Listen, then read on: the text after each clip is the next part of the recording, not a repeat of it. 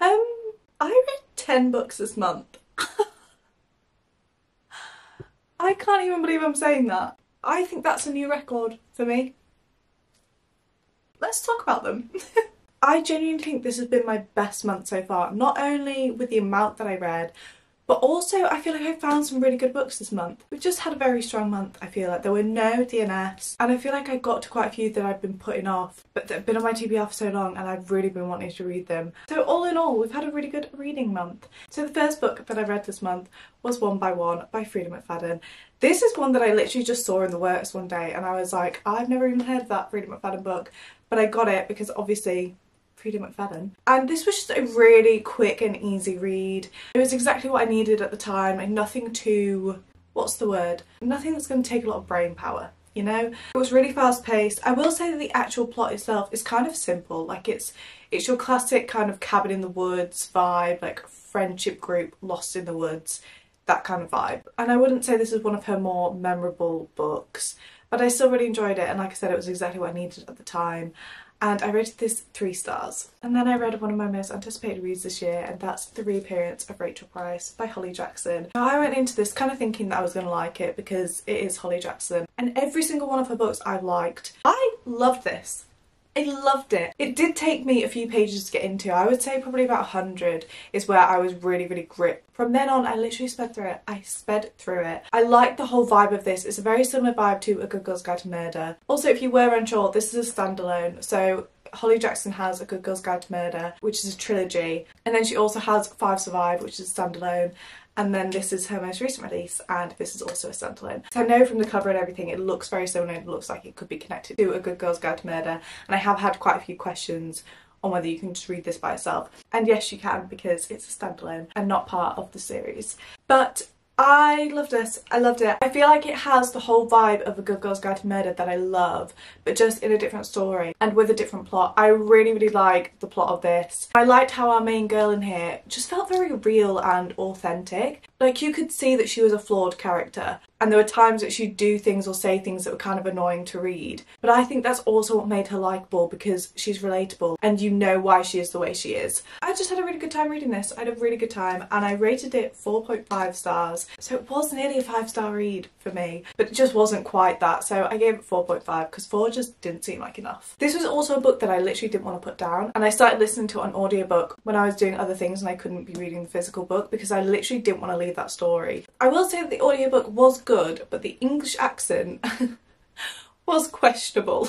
I could easily overlook it because it wasn't the majority of the audiobook, but but it was questionable, I will say that. The thing that also really stood out to me in this book is that everything was put there for a reason. Like, literally everything. Any object that was specifically mentioned, or a conversation that kind of seemed boring or unimportant at the time, everything was put there for a reason.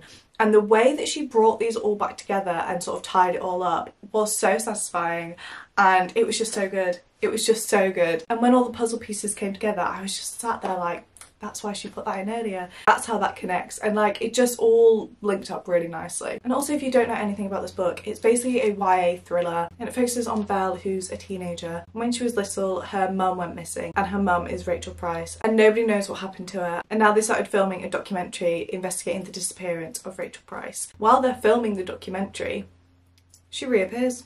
She reappears after years. That rhymed. So then it's just about uncovering what happened and how on earth is she back and what's going on, basically. So that's a little plot summary for you. I really enjoyed the characters in here, and I enjoyed how they evolved throughout the book as well. I thought that was done really well, and overall just had a really good time. And then I read Powerful by Lauren Roberts. This is the novella to Powerless. So Powerless is the first book in the series. I also get a lot of questions on this and what order to read them in. So we have Powerless first, and our main characters in that are Payton and Kai, and they're the main characters of the whole series, basically. And then we have Powerful, which is a novella that focuses on Adina and Mac, and Adina is Payton's best friend. And this basically shows us what Adina is doing while Payton's off doing her trials and everything. So it's the same timeline as the first book, but we just get to see what Adina kind of gets up to, and her love interest, which is Mac. And I have no words for this book. This is another one where I knew I was going to enjoy it because I loved Powerless, but I just did not expect to love it as much as I did. And it has literally consumed me. I have not stopped thinking about this book. It was just so good. It was so good. I actually filmed a reading vlog reading this, and you can literally see every single reaction that I have. This book sent me through every single emotion possible. Don't really know how she's made us care about these characters so much in such a short amount of time, because this is a little ditty book. But she has, because I love them. I love them. I also didn't think anyone could even come close to how I feel about Kai. I absolutely love Kai. But Mac in this, can we just take a second? Can we just take a second? I'm obsessed. I love him. I love him. And he is literally a brand new character in this book. He wasn't in the first one. And I really don't know how she's made me care so much about him in literally 200 pages. But she has. And I love him, and these two together have taken up my entire brain. They've literally consumed my life. I really like that we saw more of Adina and just how genuine and kind, and she just has such a good soul, and I feel like that really comes through in this book. And I like that she got a little love interest as well, and their bond and their chemistry that they had together. I just think it worked really well, and it wasn't done in sort of a cringy or cliche way. I just thought it was done really nicely, and I love them. And that's that. I rated this 6 stars. Yes, you heard it right. Not a 5-star, but a 6-star read. Okay, moving on to my next read. I read The Housemaid's Secret by Freida McFadden, which I've been meaning to read for so long, and I finally read it. And I kid you not, I read it in 8 hours. I read it in one day. Literally read it in one day. And I genuinely think that is the quickest I've ever read any book, ever. I genuinely think it is, which is crazy to me, but here we are. So this is the second one to The Housemaid. I read The Housemaid a few months ago now, so I did really want to pick this up sometime soon. And this was the month that I finally read it. And The Housemaid is one that I rated 3 stars. Like, it was just a very solid thriller read to me. And I really enjoyed it. I like the way Freida McFadden writes. It was just very solid. That's the best way I can describe it. It wasn't the most memorable thriller that I've read, but also I actually worked out quite a few of the twists and turns that we took in that book. So I feel like that's partly why it's not higher than a 3. Because I like to be shocked, I like to be surprised. And I'd kind of worked out what was going on in that book. But I also enjoyed it enough to carry on with the series. And this one, I feel like I didn't even have time to even try and work anything out because I literally read it in one sitting. But even so, I probably don't think I would have worked it out. Would I? I don't think I would have. This one also took me 100 or so pages to really get into, but once I was past those 100 pages, I literally couldn't put it down. Quite literally. The start of this gave me major Verity vibes by Colleen Hoover. Just the creepy, eerie sense of a locked room that you can't go in and there's somebody in there. Just that whole creepy vibe is giving Verity. And then the rest of this, I was hooked. I couldn't stop reading. I like that the plot of this is different to the first one, and it's also not what you think it's going to be when you read the last page of the first book, because I kind of thought she was going to carry that on and go with the plot line that was in the epilogue. I know this is so vague if you haven't read the first one, but if you have, hopefully you know what I mean. The epilogue kind of set her up for a second book, and I thought she was going to go down that road, but she actually didn't. And this was a different plot to what I was expecting, which I like, because also it just makes it different from the first one. And I like that we follow the same character, and I like that there's some returning characters from the first book. I really liked that. I was getting all giggly, and I was literally thinking, I'm reading a thriller and I'm getting giggly because of this returning character. I did really enjoy this. I enjoyed this more than the first one, and I rated it 4 stars. And this has actually made me really excited for the next one, which is coming out so soon. So soon. Next up we have Heartless by Elsie Silver, which is the second one in the Chestnut Springs series. And this one follows Cade and Willa. And Cade is a single dad, and Willa basically goes there to be a nanny to his son and help him out and everything. I know that this is a lot of people's favourite in the whole series. I personally think Powerless, which is the next one, is going to be my favourite, but we'll see. I haven't read it yet. But I kind of knew, just based on the tropes that are in this, that I wasn't going to like this as much as Flawless, which is the first one. I still really enjoyed it because I feel like you can't really go wrong with an Elsie Silver. I feel like you can't really go wrong in Chestnut Springs, and I like the whole vibe that these books have. The fun, flirty vibe. It's just a good time. It's just a good time. But this has the single dad trope. It has an age gap trope in as well. And these are tropes that I'm just not fussed about. Like, it's not that I don't like these tropes, it's just that I'm not fussed. They don't really add anything for me personally. And there are a lot of other tropes that I just way prefer to them. So I kind of had an idea going into this that I wasn't going to love it as much as Flawless. And I ended up rating this 3 stars. So it was an enjoyable read, I just didn't love it as much as the first one. I also found that when I was reading this, I was more invested in the connection between Willa and Luke, who is Cade's kid. I way preferred reading the scenes with Willa and Luke in than I did with Willa and Cade.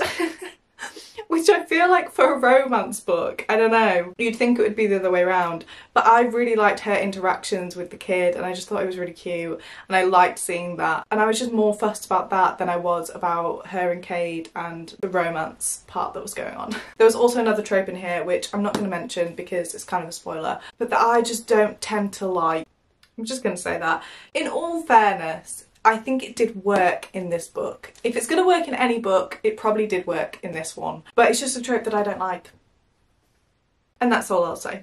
And then I read Once Upon a Broken Heart by Stephanie Garber. This is another one that I've been wanting to read for so long. And I finally started the series. I feel like this has been a whole month of just carrying on series or starting series. Where do we even start? This is my second fantasy book that I've read. And it honestly felt like a fever dream. Like, when I was reading this, I was like, yeah, I understand what's going on, I'm completely with it. But when I stepped outside of that book, and if somebody was to ask me what was going on, I genuinely don't think I would be able to explain. That's honestly how chaotic this book felt to me. But in a good way. Like, I was having a good time reading it, but it was just chaos. It was chaos. So this is a YA romantasy. I will say that it definitely does read like a YA. When I was reading this, I could definitely tell that it was YA style writing. I feel like there's some books that you can't really tell that with. So for example, like Holly Jackson or Lauren Roberts, those sort of books. Their writing style, I feel like you know it's YA, but it's not overly noticeable. This one, I found it was very noticeable. So if you really don't like YA writing, I would say you probably won't get on with the writing style on this. But I personally don't mind. I love a YA read. I love them. So it wasn't something that bothered me. It was just something that I definitely noticed throughout. This is very magical, fairy tale, whimsical vibe. And all the magical elements in it, I feel like it took me a while to kind of get used to the world that we were in. And I know that you can read the Caraval series first, and maybe if I had read them then I probably would be used to the whole world and everything, because I think that's set in the same world and we get a bit of background on some of the characters. Personally, I've never been that drawn into the Caraval series. It's just not something that has really caught my attention. I don't know why. This series I've always been really drawn to, and I would say that you definitely can read this series without reading the Caraval series, because that's what I did and I didn't struggle to understand anything. It was just kind of getting used to it, I think. I'm trying to think of like a quick summary that I can give you, but I genuinely don't even think I could. This is what I mean, a fever dream. It was literally a fever dream. I'm not going to give any spoilers, but the ending of this left me with a lot of questions. Let's just say that. I had a lot of questions, a lot of things unanswered, which is good and bad, I feel like, because I do feel like we could have probably been given a bit more than we were given. But it did make me go and buy the second one, so I guess it's worked. This one did feel very much like we were just setting up for the trilogy, and I've heard that the second one is where it all goes down and it's apparently the best in the series, so I'm really excited for that. I'm hoping that I'm going to get some answers that I wanted from this, because there was a lot of build up in this book and then it just ended. Just ended. Also, the two main characters here, so Evangeline, I found her to be quite young, quite naive, but I feel like she's kind of meant to be, and I'm very conscious that this is the first book and I'm hoping that we'll see her kind of grow and evolve throughout the trilogy. But at times in this one I did find her to be bit young and naive, so I'd be interested to see where they take her character. And then Jax, I feel like Jax has the potential to be one of my favourite characters ever. I really liked him in here. I feel like we didn't get enough of him or enough of them too, but it did make me want to get the second one, so I feel like it worked and I'm really excited to see what happens between them two. And I ended up giving this a rating of 4 stars. I do feel like the trilogy has the potential to be a 5-star trilogy though, which is exciting. And then I read Archer's Voice by Mia Sheridan. This is another one that I've been meaning to read for the longest time. And I had such high hopes for this book. I genuinely thought this was going to be my new favourite thing. I thought it was going to be a 5-star read, maybe even a 6-star read. Like, I thought I was going to love this book. And I really wanted to, but I just didn't.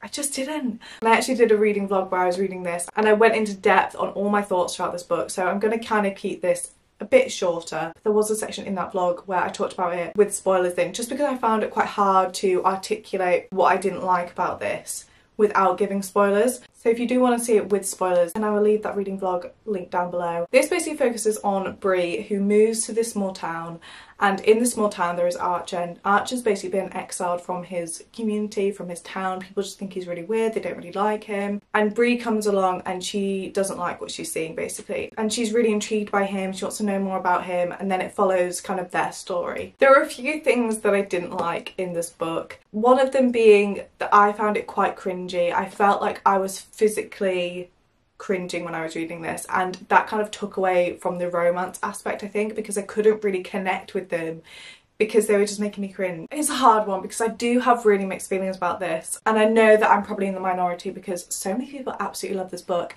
and I can see why. I just think it wasn't for me. I also felt like this book had so much potential because the first sort of half I was gripped. I was really liking it. It was about a 4-star read. In that first half, I genuinely thought this is heading for a 5-star, and I don't really know what happened in the second half. It just kind of lost me. It just kind of lost me. I felt quite frustrated reading this because I feel like the author didn't really commit to anything, and I can't really say much more than that without giving spoilers, but I found that very frustrating, and it kind of made me less invested in it because I just didn't trust anything that she was telling me. To be honest. I also think sometimes the way that Bree was with Archer, I just felt very like she was overly mothering him. I forgot to mention that he can't talk, but Bree would be saying like, my sweet mute boy, my sweet silent boy, and I'm like, what do you mean? What do you mean? Something doesn't sit right with me about that, and I don't know what it is, but something just, it makes me cringe, it makes me cringe, and I don't like it. I don't like it. And I also feel like when they got together, they were telling each other that they loved each other every second line, and that got kind of tiresome to read. So there are my thoughts on this. I do have such mixed feelings just because the first half of this I did really enjoy. So I actually ended up rating it 2.5, which I know seems really harsh, but I just don't think this was for me. It just wasn't for me. And then after that, I felt like I just needed to get into a thriller. I feel like I just needed something quick and easy to read. And I went for The Locked Door by Freida McFadden. This one gives major true crime. Feels like you're watching a thriller crime documentary. That's what this gives, which I really enjoyed that aspect of it. I will say that the pace of this one I did find felt a bit slower than a normal Freida McFadden. It took me about 100 pages to actually get to know what the plot is, because I feel like there was a lot of setting up and sort of following her, going around her daily life, and it was only about 100 pages in where I thought, ah, this is actually the plot, this is what's going on. So I would say that the pace of this was slightly slower, but I did still really enjoy it, and I especially liked the whole criminal psychology aspect of it. This basically follows Nora, and Nora's father is a serial killer, and he is now in prison, and somebody is now recreating his MO, basically. And she's lived her whole life basically hiding from the fact that she is his daughter. So she's now thinking that somebody knows who she is, and she's basically panicking and wants to know who it is that is recreating these murders, basically. And the timeline of this goes back and forth between her in present day and also her when she was a kid, so when she was growing up, living with her dad and everything. It was just a really solid read. I rated it 3 stars. It was quick and easy, and even though it was slower paced, I was hooked, and I did want to keep reading, and I did want to know what was happening. Sip sip. We've got 2 left. The next one is Killer Instinct by Jennifer Lynn Barnes. It's the second one in the Natural series. I read the Naturals at the start of the year. I've been meaning to read the second one, but I just never got around to it. And I really enjoyed this. I'm really loving the series at the minute. I kind of forgot how much I love these characters. I just love being in this world. If you don't know, the Naturals basically focuses on a group of really talented teenagers, and they have sort of their own skill that they're really good in, and they basically help the FBI work on cold cases, and they all stay in this house together, and they all have their own little individual skill, and I really enjoy being with that group of characters. I really like them, and I feel like it's really clear what kind of characters each one of those are. Like, I feel like I could tell you all about them, you know? They feel as if they could be real, and I really like that about it. And each one of these books is basically like a Criminal Minds episode. That's the best way I can explain it. It's basically YA Criminal Minds. And I love it, I love it. I really liked that the plot of this one was different to the first one, but there were other things that linked them together. It sort of feels like these books are individual plots, but then there's one sort of underlying bigger plot going on, which I really like. And it makes me really excited to read the other 2 in the series. I can't believe there's only 2 left. That makes me really sad. But I really enjoyed this one. I rated it 4 stars, which is the same as I rated The Naturals. I feel like the series as a whole could be a 5-star series, but for now, this is a 4-star read. And then for my final book of the month, we have The One That Got Away by Charlotte Rickson. I don't even know where to start with this book, honestly. This basically focuses on Clara and Benjamin, and it basically follows them over different timelines. So they meet at uni and it follows them meeting and everything. And they basically describe each other as the love of their life. They think that they're each other's soulmates. And a pigeon is staring at me. It's right by my window. Hello. It basically goes through all these different timelines and we kind of get to know them two together and this sort of romance that they had, and then we find out where they are now and we know that they're not together, so it's kind of like what happened back then. And then also in the present timeline something really tragic has happened and it's got her thinking about him again and she sets off to find him. And I honestly really enjoyed it. This is the most recent book that I read and I feel like I'm still not over it. I absolutely loved the representation of first love in this and just that whirlwind sort of intensity that first love brings. And I feel like it had so many different aspects in this that I could honestly write a whole essay about. There was a lot on personal struggles and insecurities in relationships. There was also things about university and that lifestyle and how Clara, our main girl, felt like she didn't fit in with this sort of university lifestyle. And the thing that I really liked about this is that they were both such flawed characters but so relatable, so real, and it just made them even more likeable because you could relate to them. You also felt annoyed with them at times, but you could see why they were acting the way that they were acting. I just feel like the way that those two characters were done was just so good. It was so good. And I feel like Clara especially, even though she's a very flawed character, she highlights a lot of real things that real people are going through, and I just really liked that. I really liked her character. This is one where there was a miscommunication trope in here, but it was done so well that I didn't recognise it as a miscommunication trope, if that makes sense, because it just felt so realistic and so real. I just kind of thought that is totally possible. Like, it didn't feel like a sort of I'm putting a miscommunication trope in here. That makes sense. There's just so many layers to this book that I could honestly talk forever about. And there was always something to keep you reading. There was always sort of a question that you had, or we've just got this little piece of information, but what does that mean? And you just wanted to keep reading and keep reading. And when I put this book down, I was thinking about these characters and I feel like that says a lot. So I ended up rating this 4.5. It was just really good. It was really good. And I do feel like this is a book that I probably will think about again, but we'll see. And that's all 10 books. I still can't believe that I've read that many this month, but they're all 10. Book of the month. We need to do book of the month. Oh, it's gotta be. Okay. Book of the month for me this month is gonna have to be Powerful by Lauren Roberts. This was a 6-star read, so it literally has to be book of the month. And I genuinely couldn't get Adina and Mac off my mind. I literally still think about them and I just loved it. I loved it and I cannot wait for Reckless, which is the second book that's coming out. So excited. And that brings us to the end of this video. Thank you so much for watching. Thank you for listening to me ramble on and on. I really hope that you've enjoyed this video and I will hopefully see you in my next one.